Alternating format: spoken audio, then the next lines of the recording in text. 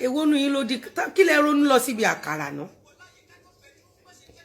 kí lẹ ronú débi àkàrà ta ló ní kẹ́ lọ dín àkàrà Esabod wá den tó ń ṣe show téèyàn 100 owó mọ́ ó máa ṣe o ìgbà tó lọ bí òréré ayé ògbọ́n kò tán lọ bí ọ̀pá àbọ̀n á ní Ọ̀jájá come here Wàsíù Àyìndé come here iṣẹ́ lọ́balọ́ba ni mò ń ṣe. tó ẹ̀yin èèyàn wa ẹ farabalẹ̀ o kí ẹ wá nǹkan fìdílé bí a ó ṣe máa play fídíò yìí fún yín ṣùgbọ́n kí a tó tẹ̀síwájú ẹ̀yin èèyàn wa èyí gangan ni wọ́n pè ní ogbẹnu tán nítorí ẹ̀yin èèyàn Lizzy Anjorin máa fi àwọn àgbàlagbà wọ́lẹ̀ nínú fídíò yìí o ẹ̀yin èèyàn wa ẹ farabalẹ̀ kí ẹ wo fídíò yìí dé parí nítorí ẹ ó rí ọ̀pọ̀lọpọ̀ nǹkan èyí tí ẹ kò gbọ́ rí nínú fídíò yìí. àwa máa pa irọ́ ńláńlá máa pa olórí burúkú á tún pè mí kémi kọ́mẹ́ǹtì èmi tí mo lórúkọ èmi tí mo mọ̀ pọ́ lọ́wọ́ mú mi lọ síbi tó ga imagine tó pé gbà tó ń ṣe show fáwọn ọba Ọ̀jájá àwọn Alhaji Wasiu Ayinde imagine kí lọ máa kọ́mẹ́ǹtì bẹ́ẹ̀ bí Ìyábọ̀ Òjó ṣe ń ṣe níbo ni bá fojú sílé nì ọwọ́ àti ẹ̀ ti tẹ̀ mí a ní kémi lọ open fake èmi ò mọ̀ bọ́ yẹn fake account ṣe rí anything tí Esabod bá fẹ́ sọ ẹni kó gbé receipt wá Esabod nǹkan tí mo fẹ́ clear nípa ẹ̀ ni wípé ṣe rí anybody bá fẹ́ parọ́ fún yín ẹni kan fún yín evidence gbogbo evidence tí mò ń gbé jáde fún rárá mi ǹjẹ́ ẹ̀rí kankan lọ́wọ́ àwọn Esabod gbogbo àwọn evidences tí mò ń gbé jáde fúnra mi ǹjẹ́ ẹ̀rí lọ́wọ́ àwọn Esabod ṣé kò yà yín lẹ́nu ẹ̀yin èèyàn àwọn evidences tí mò ń gbé jáde recently ṣé kò yà yín lẹ́nu Esabod ìwọ tó níṣẹ́ lọ́wọ́ ó mọ̀ pé lára àwọn nǹkan tó help mi nílé ayé ni wípé irú ìwọ àti Ìyábọ̀ Òjó I can never make friends with you guys mi ò dẹ̀ lè sọ̀rọ̀ inú mi fún yín because number 1 you have no address, number 2 you have no pedigree, number 3 how can I put it o ní ìtàn rẹ̀ pẹ̀lú àwọn òbí ẹ ìwọ àti Ìyábọ̀ Òjó. You see, if you want to have friends, make sure your friend comes with an address. Don't make friends with people that doesn't have an address. Òun ló jẹ́ pé gbogbo wọn lórí cyberspace yẹn wọn ò lè rí mi mú. Ọ̀rọ̀ tí n bá dẹ̀ máa sọ lẹ́yìn ọlọ́rọ̀ 1% ló máa jẹ́. Torí tí n bá rí ọlọ́rọ̀ àgbákò ọ̀rọ̀ wà lẹ́ẹ̀kẹ́ mi. Àgbákò báríbakú ọ̀rọ̀ ó wà lẹ́ẹ̀kẹ́ mi ìyẹn tí n bá rí ọlọ́rọ̀ gangan. If someone does not have an address, do not engage them too much. Ẹni pé gbogbo ọ̀rọ̀ Esabod ń sọ wọ́n ní wọ́n sọ pé kò sí address kankan. Olórí burúkú Ìyábọ̀ Òjó tó máa mọ sàárì àwọn ọmọ ẹ̀. She so desperate she wanted to make friends with me. Ṣé rí ọ̀rọ̀ Esabod sọ ẹ nísìn Ìyábọ̀ Òjó ló pè. Tẹ́ bá wo concept ọ̀rọ̀ Esabod sọ pẹ̀lú ìtìlọ́lá Fádúrì sọ ẹ rí pé the same thing ni. I went to Mecca 2019. Mo gba oyè Bọ̀rọ̀kìnní àdínì ní January 2019. Mo ṣe housewarming ibi báyìí ní May, around May, June, July, around May ṣá ẹ lọ wò lórí Google. Níjọ́ tí mo gbé ilé ìsíta Gistlover fẹ́ kú. Ṣé believe pé Gistlover require fún gbogbo document ilé ọ̀dọ̀ mi. Gbogbo ẹ̀ pátápátá ló gbà dání. Ẹ bá mi ṣe ẹ̀ṣọ́ yìí. Gbogbo document ilé tí mo wà nínú ẹ̀ ni Gistlover gbà dání. Ìtorí Gistlover ni mo ṣe post document mi kẹ́ gbọ́ lẹ́ni. If not for Gistlover, mi ní post document ilé ọ̀dọ̀ mi. Tẹ́ bá wo concept tí Lọlá Fádúrì gbé wá. Tẹ́ bá wo ọ̀rọ̀ tó ń jáde lẹ́nu Esabod, ẹ rí wípé lórí burúkú Ìyábọ̀ Òjó tó ti mọ sàárì ọmọ ẹ̀ ló ń kọ script fún gbogbo wọn. It takes someone that is highly intelligent.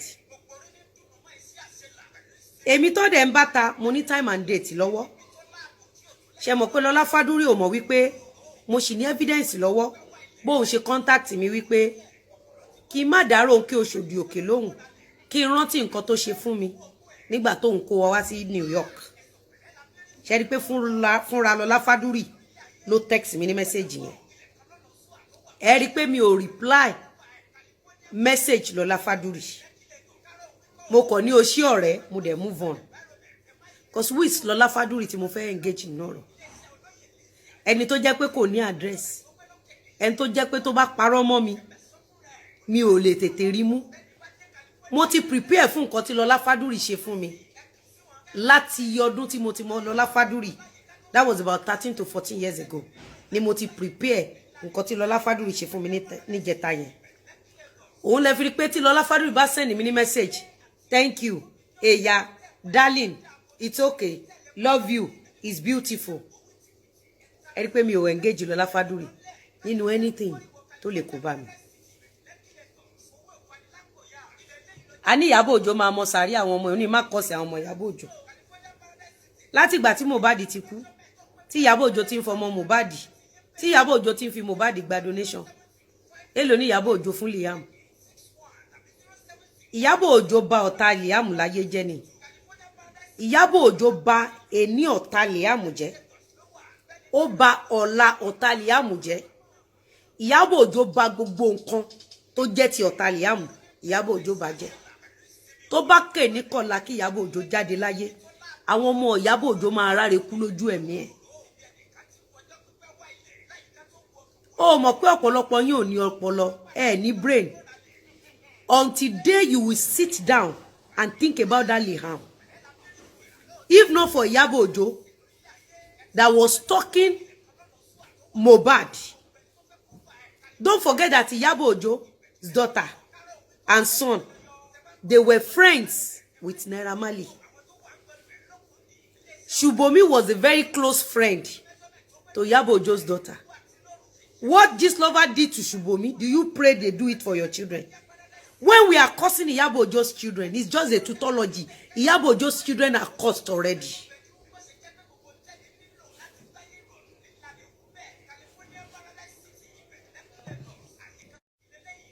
What Ìyábọ̀ Òjó did to Naira Marley, Ìyábọ̀ Òjó's children are cursed for the rest of their miserable life.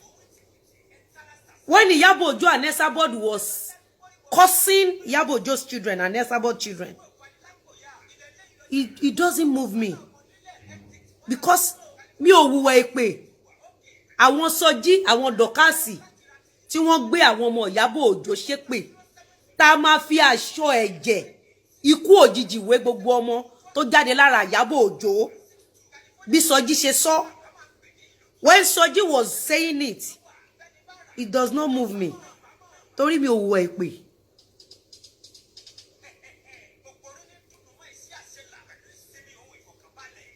Mi ò wùwà èpè Yasin nígbà tí Sọjí tó ń ṣiṣẹ́ aginjù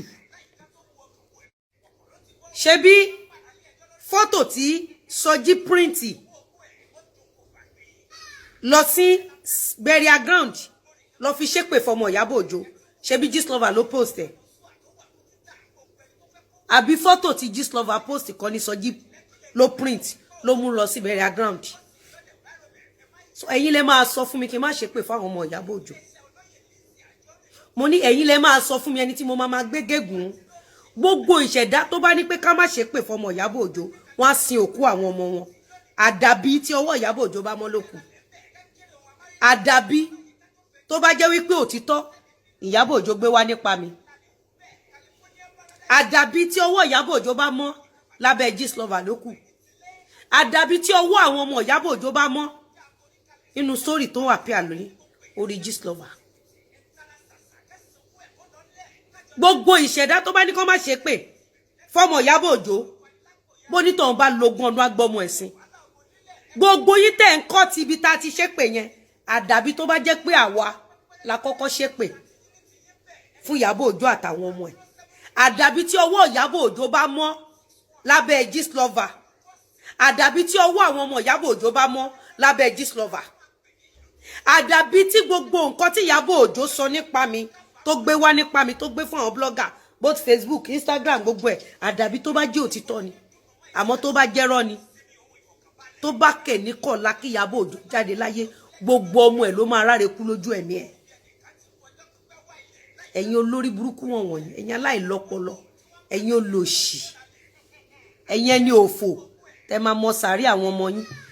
Kò ń ṣe Ìyábọ̀ Òjó nìkan lọ́mọ ẹ̀ máa ráre kú. Gbogbo yín tẹ́ rí òtítọ́ tẹ́ wá ń fi rọ́bọ òtítọ́ mọ́lẹ̀ nítorí Mohbad ó ṣọmọ yín, nítorí Lizzy Anjorin ó ṣe bí yín, nítorí Very Dark Man ó ṣe bí yín, nítorí Ìjẹ̀ṣà kì í ṣe bí yín, nítorí Naira Marley ó ṣe bí yín, nítorí pé Sam Larry ó ṣe bí yín, nítorí pé gbogbo àwọn ìṣẹ̀dá tí Ìyábọ̀ Òjó ti gbé ṣubú títí mọ́ àwọn òjíṣẹ́ Ọlọ́run nítorí pé wọn kì í ṣe bí yín. Gbogbo ègún àti èpè tó wà nínú Kùránù àti Bíbélì àti ìṣẹ̀ṣe kó máa lọ jókòó sí ìṣẹ̀dá gbogbo ọmọ tó tara Ìyábọ̀ Òjó jáde. Pẹ̀lú gbogbo ìṣẹ̀dá tó bá ń gbèjà Ìyábọ̀ Òjó àti tí Ìyábọ̀ Òjó bá ń gbèjà, àdàbí tí ọwọ́ Ìyábọ̀ Òjó bá mọ́, àdàbí jẹ́ òjè pé mo bímọ àtẹ́jọ 43-44. Gistlover and Ìyábọ̀ Òjó was so desperate. They have to instigate Wale Bouncer to call me. And Wale Bouncer was calling me at my vulnerable moment. Less than 30 minutes that I gave birth, Wale Bouncer called me. I was just moved from the theater because I had CS. I was just moved from the theater to the nursing mother room. And Wale Bouncer was screen videoing me without my consent. And Wale Bouncer told me to show him the face of the baby. And I did it. And Wale Bouncer videoed everything, including the face of my fourth child. For me to have keep my life private, you all should know that for you, Iyabo and Gistlover, coming for my family, you should know it's end of your road. You should know that. Iyabo Òjó, you should know. Less than 1 hour that I gave birth, Gistlover posted the video, the vulnerable moment. A moment that was between me and God. You know what it means to have a child at the age of 43, 44. You all know what it means. I've never been married all my life. I have never flaunted my firstborn. I don't flaunt things about me. I only dance to advertise my business. But you, Iyabo Òjó and Gistlover, you bent on destroying my enemy. Ọ̀run á fi aṣọ ikú òjijì wé àwọn ọmọ ẹ̀. Iyabo Òjó àti wo àti Gistlover tẹ́sàbọ̀dù. Ọ̀run á fi aṣọ ikú òjijì, aṣọ ìpọ́njú, aṣọ ẹ̀tẹ́. Ọ̀run á fi wé gbogbo ọmọ tó tara ìwọ Iyabo Òjó jáde àti gbogbo ọmọ tó tara Gistlover jáde àti Ẹsàbọ̀dù. Ọ̀run á fi aṣọ ikú òjijì wé gbogbo ọmọ yín. Gistlover posted that video and Soji printed the photo. And they took the photo of the newborn baby. They took it to where? A burial ground. Iyabo Òjó, gbogbo àwọn ọmọ tó tara ẹ̀ jáde, wàá nàka sí sàréè wọn kó tó jáde láyé. Gbogbo ọmọ tó tara Gistlover jáde, pátápátá Gistlover tọ́ka sí sàréè àwọn ọmọ ẹ̀. Ẹsàbọ̀dù kó tó jáde láyé, wàá máa tọ́ka sí sàréè àwọn ọmọ ẹ̀ ní kọ̀ọ̀kan ni. Wàá máa náwó ni. Ẹsàbọ̀dù sí sàréè àwọn ọmọ. Iyabo Òjó, you've done your worst on this cyberspace.